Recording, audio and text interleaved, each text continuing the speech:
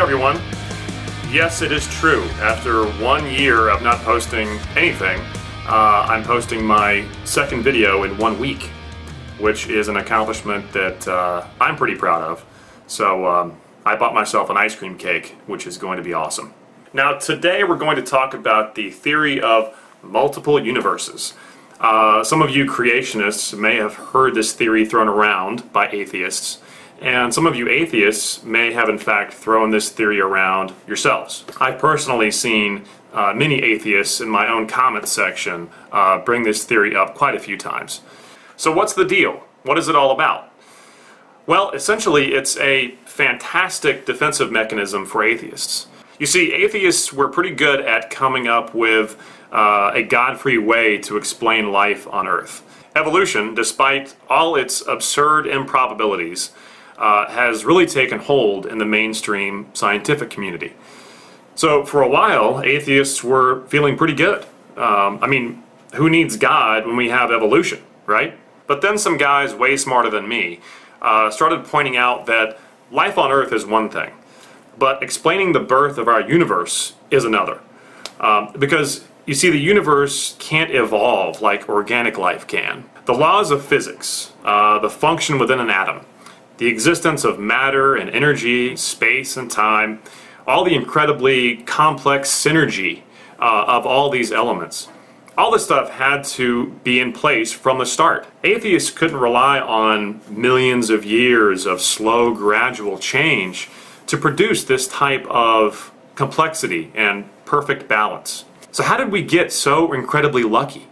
The mathematical odds of all this stuff happening by random chance is insanely low. So atheists started to realize, uh-oh, we're kind of backed into a corner here.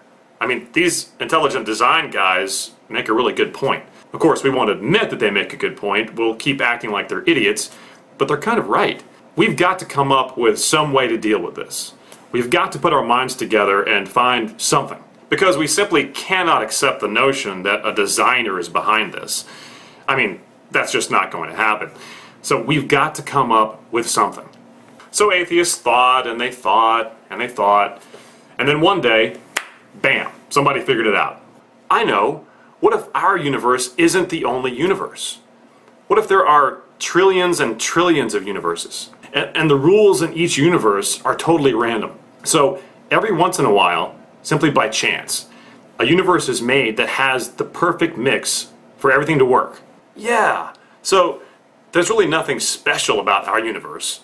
I mean, the odds are that eventually, in a few trillion universes, you'll get one like ours. So there's no need for a designer, which means there's no need for God. Boom, there you go. Eat that, creationists. Now, scientists talking about stuff like this is fine. That's what they do. They come up with far-out ideas all the time. It's kind of their job to ask, what if? So, whatever. The issue I have is how eager atheists are to jump on stuff like this. It's ridiculous. Here we have a theory with absolutely no observable evidence. We can't see these other universes in any way. But you atheists don't hesitate to latch onto it. And aren't you atheists supposed to be all about facts and hard evidence? Isn't that what you claim? But here atheists are in books and blogs and articles on YouTube, all foaming at the mouth over this goofy multiple universes thing. Why? Well, it's simple. Because it's a defensive mechanism.